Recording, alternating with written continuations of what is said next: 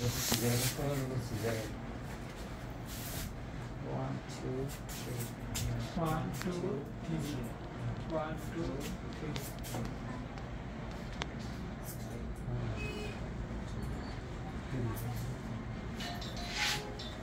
এভাবে থাকে গেলে উদ্ধার পরে এভাবে থাকে এভাবে করতে পারেন না মিশে যাবে একটু।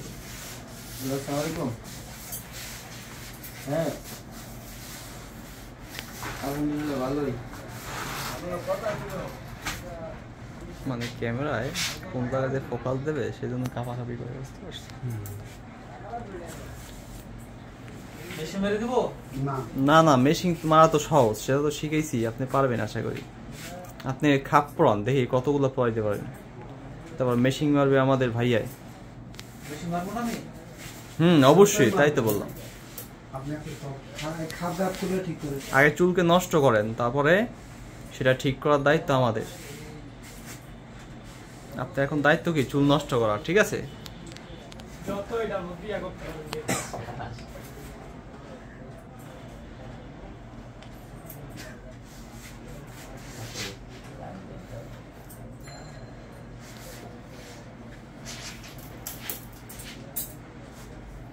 কি খারাপ